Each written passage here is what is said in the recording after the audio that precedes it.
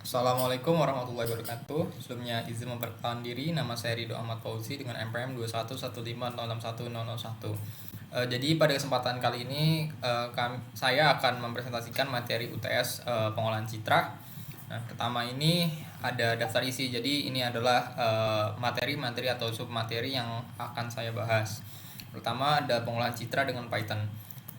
Pengolahan citra dengan Python dapat dilakukan dengan menginstal Jupyter Notebook yang ada di dalam Anaconda Navigator.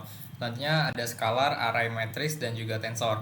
Scalar adalah bilangan tunggal dan merupakan contoh tensor order 0. Nah, notasi menyatakan bahwa nilai skalar huruf kecil adalah elemen dari atau anggota dari himpunan bilangan real. Array adalah sebuah bilangan nilai dari data dengan tipe data yang sama dan urutan tertentu yang memiliki nama yang sama. Selanjutnya ada matrix. Matrix adalah array persegi panjang yang terdiri dari angka-angka dan merupakan contoh tensor order 2 jika dan merupakan bilangan bulat positif. Maka matriks tersebut berisi angka dengan baris dan kolom. Selanjutnya ada tensor. Tensor adalah entitas yang lebih umum dari suatu tensor yang merangkum skalar, vektor, dan matriks. Terkadang perlu atau baik dalam ilmu fisika dan pembelajaran mesin untuk menggunakan tensor dengan urutan yang melebihi 2. Selanjutnya ada tujuan pengolahan citra. Pertama ada image enhancement, yaitu memperbaiki kualitas gambar yang dilihat dari aspek radiometrik dan aspek geometrik. Nah, aspek radiometrik terdiri dari peningkatan kontras, restorasi citra, transformasi warna, sedangkan aspek geometrik terdiri dari notasi, skala, translasi, transformasi geometrik. Selanjutnya ada image restoration, yaitu memulihkan atau memperbaiki citra ke kondisi semula. Selanjutnya ada feature extraction, yaitu melakukan pemilihan citra, ciri atau feature image yang optimal untuk tujuan analisis. Selanjutnya ada image compression, yaitu melakukan kompresi atau reduksi data untuk tujuan penyimpanan data, transmisi data, dan waktu proses data. Melakukan kompresi atau reduksi data untuk tujuan penyimpanan data, transmisi data, dan waktu proses data. Selanjutnya, melakukan proses penarikan informasi atau deskripsi objek atau pengolahan objek yang terkandung pada citra. Selanjutnya, ada pengantar pengolahan citra. Citra sering disebut juga gambar pada bidang atau dwimatra 2 dimensi. Citra adalah sinyal dwimatra yang bersifat menerus atau kontinu yang dapat diamati oleh sistem visual manusia atau mata manusia. Secara matematis, citra adalah fungsi dwimatra yang menyatakan intensitas cahaya pada bidang dwimatra. Nah, suatu citra yang seringkali mengalami penurunan mutu, degradasi, misalnya mengandung cacat atau derau, warnanya terlalu kontras, kurang tajam, kabur, blurring, dan sebagainya. Tentu saja citra yang mengandung atau memiliki permasalahan ini menjadi lebih sulit untuk diinterpretasikan karena informasi yang disampaikan oleh citra tersebut menjadi berkurang. Nah, pengolahan citra adalah pemrosesan citra menjadi citra lain untuk tujuan tertentu, misalnya mendapatkan kualitas citra yang lebih baik. Pengolahan citra digital adalah pemrosesan citra digital dengan melakukan operasi-operasi pemrosesan sinyal dengan menggunakan komputer. Menurut Anil Kajen, umumnya operasi-operasi pada pengolahan citra diterapkan pada citra bila perbaikan atau memodifikasi citra perlu dilakukan untuk meningkatkan kualitas penampakan atau untuk menonjolkan beberapa aspek informasi yang terkandung di dalam citra. Elemen di dalam citra perlu dikelompokkan, dicocokkan, atau diukur. Yang ketiga, sebagian citra perlu digabung dengan bagian citra yang lain. Teknik konvolusi citra. Jadi teknik konvolusi citra adalah teknik menghaluskan suatu citra atau memperjelas citra dengan menggantikan nilai piksel dengan sejumlah nilai piksel yang sesuai atau berdekatan dengan piksel aslinya. Akan tetapi dengan adanya konvolusi, ukuran dari citra tetap sama dan tidak berubah. Selanjutnya ada deteksi tepi metode Sobel dan juga Robert. Nah, metode Sobel merupakan pengembangan metode Robert dengan menggunakan filter HPF yang diberi suatu angka 0 penyangga. Metode ini mengambil prinsip dari fungsi Laplacian dan Gaussian yang dikenal sebagai fungsi untuk membaikkan HPF. Kelebihan dari metode Sobel ini adalah kemampuan untuk mengurangi noise sebelum melakukan perhitungan deteksi tepi. Nah, metode atau operator Sobel merupakan operator yang menghindari adanya perhitungan gradien di titik interpolasi. Selanjutnya ada metode Robert. Nah, metode Robert ini adalah nama lain dari diferensial yang dikembangkan di atas, yaitu diferensial pada arah horizontal dan diferensial pada arah vertikal, dengan ditambahkan proses konversi biner setelah dilakukan diferensial. Teknik konversi biner yang disarankan adalah konversi biner dengan meratakan distribusi warna hitam dan juga warna putih. Metode Robert ini juga disamakan dengan teknik DPCM atau Differential Pulse Code Modulation. Selanjutnya, deteksi tepi metode Prewitt dan Log. Metode Sobel atau metode Prewitt menghasilkan edge yang tingkat akurasinya lebih halus dan lebih jelas seperti objek aslinya. Sedangkan metode ini tidak berhasil menghasilkan edge pada objek video. Algoritma Sobel ini dan Robert dapat mendeteksi edge tapi tidak jelas seperti Prewitt karena ada beberapa tepi yang hilang. Metode Robert atau metode Log, Laplacian of Gaussian, merupakan metode pendeteksian yang menggunakan turunan keduanya untuk melakukan proses edge detection dan menghasilkan sebuah tampilan image yang berbeda dengan tampilan efek relief.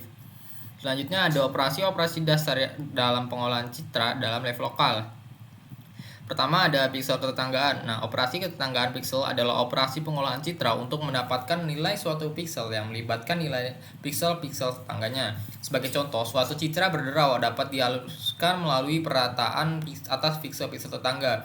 Pada pengolahan citra, ketetanggaan pixel banyak dipakai terutama pada analisis bentuk suatu objek.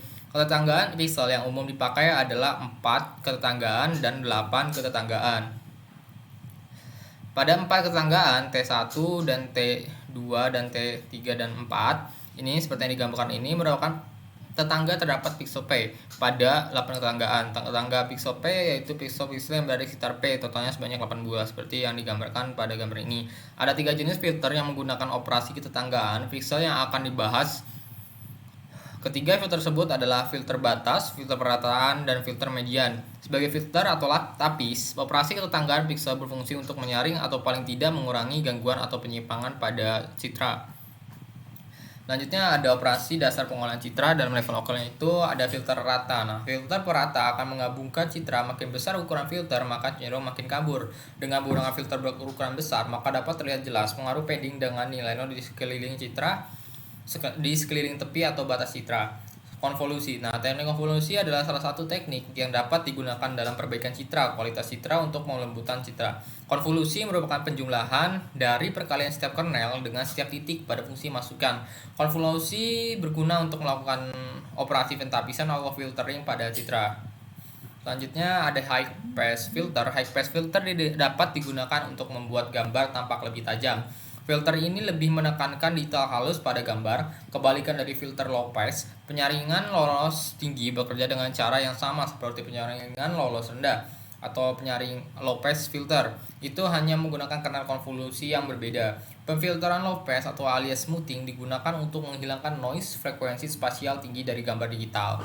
Nah, filter low pass biasanya mempengaruhi operator-operator jendela yang bergerak, mempengaruhi suatu pixel gambar pada suatu waktu, mengubah nilainya dengan beberapa fungsi wilayah lokal atau jendela pixel.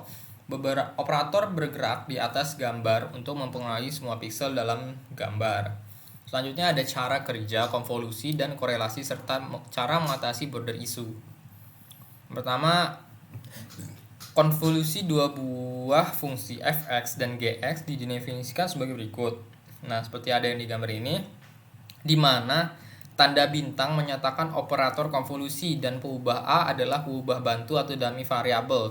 Gx disebut kernel atau mask konvolusi karena Gx dapat dibayangkan sebagai sebuah jendela yang dioperasikan secara bergeser pada sinyal masukan fx. Jumlah perkalian kedua fungsi pada setiap titik merupakan hasil konvolusi yang dinyatakan dengan sinyal luaran hx. B. Korelasi merupakan teknik analisis yang termasuk dalam salah satu teknik pengukuran asosiasi atau hubungan measures of association.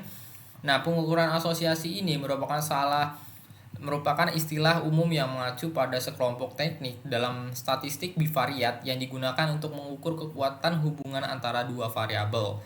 Korelasi bermanfaat untuk mengukur kekuatan hubungan antara dua variabel, kadang lebih dari dua variabel, dengan skala-skala tertentu. Misalnya, percent data harus berskala interval atau rasio. Spearman dan Kendall menggunakan skala ordinal, chi-square menggunakan data nominal. Kuat lemahnya hubungan diukur dengan jarak atau range 0 sampai dengan 1. Nah, korelasi mempunyai kemungkinan pengujian hipotesis dua arah. Korelasi searah terjadi apabila koefisien korelasi ditemukan positif, dan sebaliknya jika nilai koefisien korelasi negatif maka korelasi disebut tidak searah. Yang dimaksud dengan koefisien korelasi ialah suatu pengukuran statistik kovariasi atau asosiasi antara dua variabel. Jika koefisien korelasi ditemukan tidak sama dengan 0, maka terdapat ketergantungan antara dua variabel tersebut. Jika koefisien korelasi ditemukan +1, maka hubungan tersebut disebut juga sebagai korelasi sempurna atau hubungan linear sempurna dengan kebiasaan slope positif. Jika koefisien korelasi ditemukan -1, maka hubungan tersebut disebut sebagai korelasi sempurna atau hubungan linear sempurna dengan kemiringan slope negatif. Dalam korelasi sempurna tidak diperlukan lagi yang namanya pengujian hipotesis karena kedua variabel mempunyai hubungan linear yang sempurna. Artinya variabel X mempengaruhi variabel Y secara sempurna jika korelasi sama dengan 0. Maka tidak terdapat hubungan antara kedua variabel tersebut. Nah, berikut ini adalah rumus dari korelasi. Selanjutnya, intensity transformation dan spatial filtering. Nah, transformasi intensitas diterapkan pada gambar untuk manipulasi kontras atau ambang batas suatu gambar. Ini berbeda dalam nominal spasial, yaitu mereka dilakukan langsung pada pixel gambar yang ada. Sebagai lawan dilakukan pada transformasi Fourier gambar. Cara mengatasi border issue bergantung pada penggunaan Windows, yaitu menggunakan padding 0, abaikan area luar Windows sehingga tidak terreduksi oleh ukuran pixel di border. Selanjutnya ada citra bitmap. Nah, citra bitmap adalah yang pertama citra bitmap. Nah, citra tersendiri itu artinya representasi dari sebuah objek. Kemudian bitmap yaitu representasi dari citra grafis yang terdiri dari susunan raster, pixel, dot, titik, poin, koordinat yang tersimpan di memori komputer.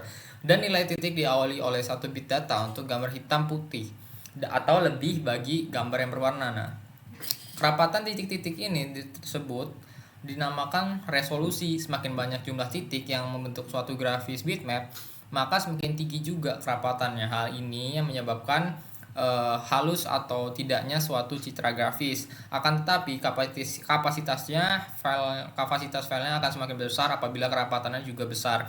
Nah, ketajaman warna dan detail gambar pada tampilan bitmap ini juga bergantung pada banyaknya pixel atau warna atau resolusi yang membentuk gambar tersebut. Beberapa format file bitmap yang populer adalah BMP, PCX, TIFF, JPEG, GIF, dan lain-lain. Format bitmap ini cocok digunakan untuk menyimpan citra digital yang memiliki banyak variasi dalam bentuknya maupun warnanya seperti foto, video, lukisan, frame. Nah, selanjutnya ada histogram citra. Histogram citra ini adalah grafik yang menggambarkan penyebaran nilai-nilai intensitas pixel dari suatu citra atau bagian tertentu di dalam citra. Dari histogram akan didapatkan suatu frekuensi kemunculan atau nisbi relatif dari intensitas pada citra tersebut. Selain itu, histogram juga menunjukkan kecerahan brightness dan juga kontras dari sebuah citra. Oleh karena itu, histogram dapat digunakan sebagai salah satu metode pengolahan citra yang bekerja secara kualitatif dan juga kuantitatif. Nah, selanjutnya ada normalisasi citra. Normalisasi citra dan kontras. Nah, normalisasi citra dalam pengolahan citra adalah proses untuk mengganti jangkauan nilai intensitas pixel citra. Kegunaannya antara lain yaitu melakukan perbaikan foto berkontras rendah akibat terkena sinar berlebih. Nah, normalisasi terkadang disebut juga perentangan kontras atau perentangan histogram. Normalisasi adalah pemetaan citra berderajat keabuan berdimensi n dengan nilai rentang nilai minimal min max ke citra dengan rentang nilai baru atau min baru max baru.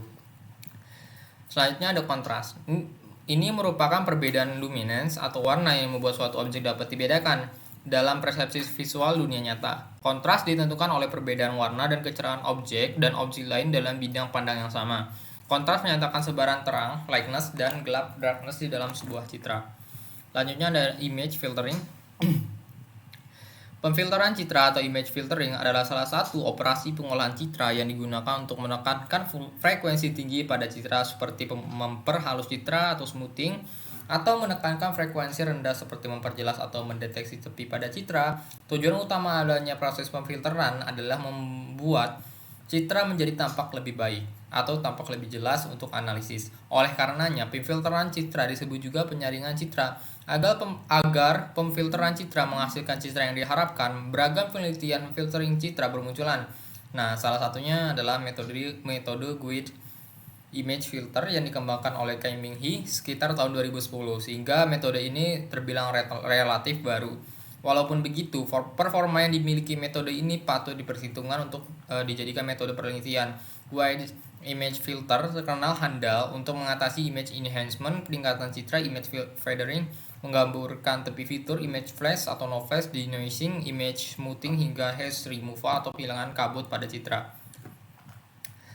Selanjutnya ada transformasi Fourier discrete, yaitu yang disingkat TFD, adalah salah satu bentuk transformasi Fourier di mana sebagai ganti integral digunakan penjumlahan dalam matematika, sering pula disebut sebagai transformasi Fourier berhingga atau finite Fourier transform, yang merupakan suatu transformasi Fourier yang banyak diterapkan dalam pemrosesan sinyal digital dan bidang-bidang terkait untuk menganalisis frekuensi-frekuensi yang terkandung dalam suatu contoh sinyal atau isyarat. Untuk menyelesaikan persamaan diferensial parsial dan untuk melakukan sejumlah operasi, misalnya saja operasi-operasi konvolusi, TFD ini dapat dihitung secara efisien dalam pemanfaatannya menggunakan algoritma transformasi Fourier cepat TFT. Mungkin itu saja yang dapat saya sampaikan. Kurang lebihnya saya mohon maaf. Wassalamualaikum warahmatullahi wabarakatuh.